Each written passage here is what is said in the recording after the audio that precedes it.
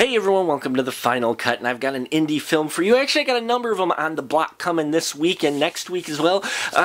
Just a whole bunch of great stuff coming at you that's independently produced and micro-budgeted films. So stay tuned for that as well as my Mockingjay review. Now, today we are going to take a look at Mental State. Now, Mental State's brought to us by Randy Beasley, who wrote and directed this film that is actually a compilation put together, edited together, of a web series he did, which is actually just finishing up its second season, I do believe. Well, this is from the first season of that web series, turned into a movie, and we basically get the story of an uncle and nephew, Uncle Shear and his nephew. And these two end up coming across a bag full of cocaine and money.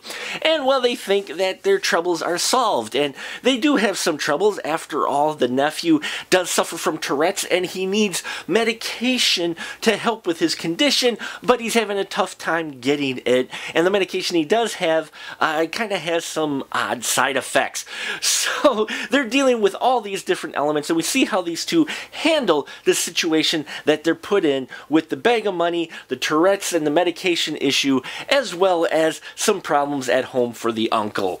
Mental State is an interesting film, folks. Now, while watching it, I could kind of tell and ask the director, Randy Beasley, and it is true that a lot of this dialogue in this film was improv. They started out with an outline, and much of the dialogue is improv. And in places it does work really well, and in other places you could kind of tell it was improv, and it kind of chugged along a little bit in a few scenes, where other scenes really flowed well. Now, I will say Randy Beasley's performance as the nephew with Tourette's, I really liked his performance in this. He had that feeling that he did have this condition and how he struggled with it, and I thought he handled that very well and really gave a convincing performance. So props there to Randy Beasley for directing, writing this, editing this, doing a jack of all trades like a lot of indie filmmakers do, as well as starring in front of the camera and putting on a decent performance. Now, we've got Rob Romero in here, who we saw in Dirty Sanchez, as well as Madison Knight's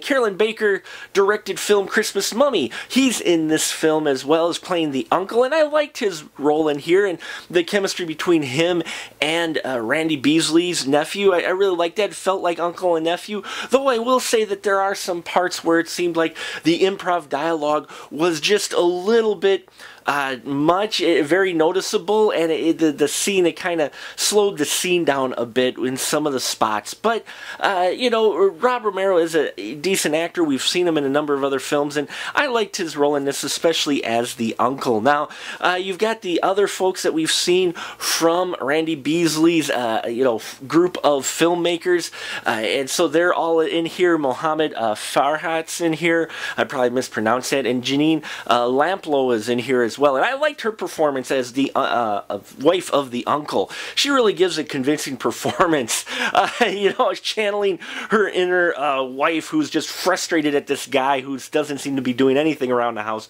Really enjoyed her performance, and she actually got nominated at the Prairie State Film Festival for actress in this film. Also, at that festival, this film actually won the Director's Choice Award, and Darren Marlar, who plays the therapist of the nephew, won for Best Supporting Actor. And I really liked his performance. I really liked the doctor. Really felt like a doctor who was kind of just frustrated with his patient. All around, I thought it was decent. The production value is all right. Some of the camera work worked really well, especially some of the night scenes they had in a park.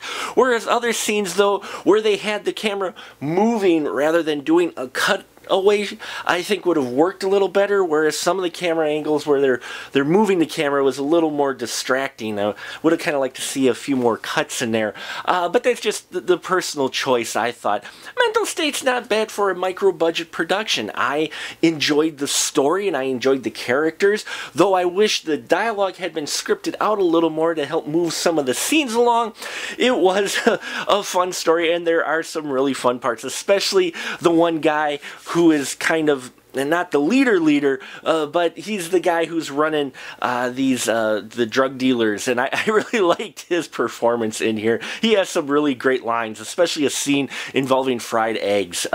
So, you know, it's out on YouTube now. Check it out for yourself. I think it's decent for a micro-budget production, and let me know what you think. You can check it out. I'll put the links down below to Mental State. It's in its second season. I'm hoping to catch that and bring you my review as that as well, and see how things come along. I really like what's coming out of Randy Beasley's production, though.